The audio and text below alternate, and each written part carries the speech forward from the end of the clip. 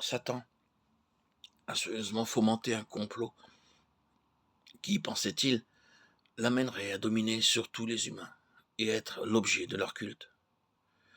Il décida d'inciter le premier couple humain, Adam et Ève, à pécher contre Dieu. Dieu avait donné à nos premiers parents la connaissance qui les aurait menés à la vie éternelle.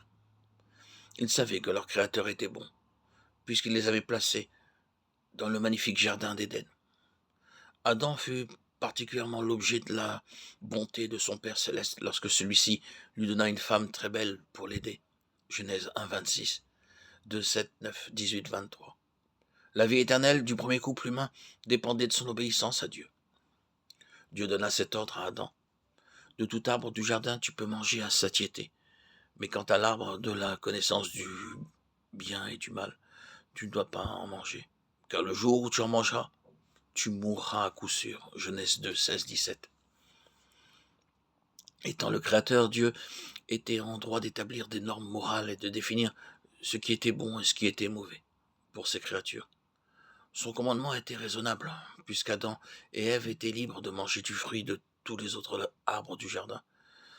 En obéissant à cette loi, au lieu d'établir orgueilleusement leurs propres normes morales, ils pouvaient démontrer qu'ils attachaient un grand prix à la domination juste de Dieu dans leur vie, dans ce jardin. C'était le seul commandement auquel ils étaient astreints. Le diable complotait de détourner les premiers humains de Dieu, afin de les amener à prendre son parti. Et Satan recourut au mensonge. Il est bel et bien appelé le père du mensonge. Se servant d'un serpent à la manière dont un ventriloque utilise une marionnette, le diable demande à Ève: est-ce vrai que Dieu a dit que vous ne devez pas manger de tout arbre du jardin? Quand Ève cita le commandement divin, Satan déclara: vous ne mourrez pas du tout. Il attribua ensuite de mauvais mobiles à Dieu en disant: Dieu sait que le jour même où vous en mangerez, vos yeux ne manqueront pas de s'ouvrir et à coup sûr, vous serez comme Dieu, connaissant le bon et le mauvais. Genèse 3, 1, 5. Ainsi le diable laissait entendre que Dieu les privait de quelque chose de bon, de supérieur. Quelle calomnie contre le Père céleste, aimant et véridique. Ève regarda de nouveau l'arbre, et son fruit lui parut alors particulièrement désirable. Elle prit donc du fruit et en mangea. Son mari se joignit volontairement à elle, dans son péché. La désobéissance à Dieu, Genèse 3, 6.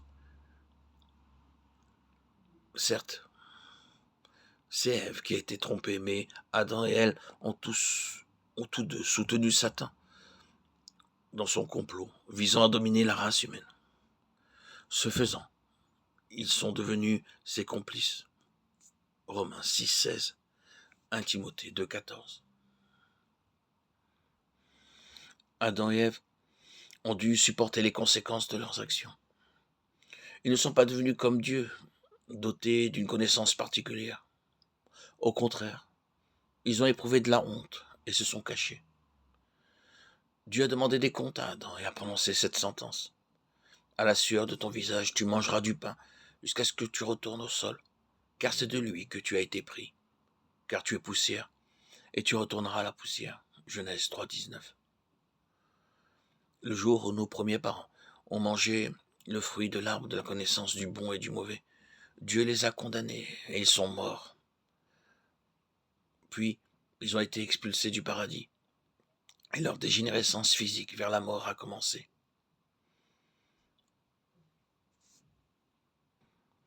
Nous sommes tous morts aujourd'hui et condamnés à mourir. Nous sommes les victimes de la descendance d'Adam et Ève. Nous sommes déchus à cause du péché originel. Mais Dieu, dans sa grande bonté, nous a donné son Fils pour nous racheter du péché originel et nous donner la vie éternelle. Nous sommes sauvés par Jésus et rachetés. À lui soit toute la gloire pour les siècles des siècles.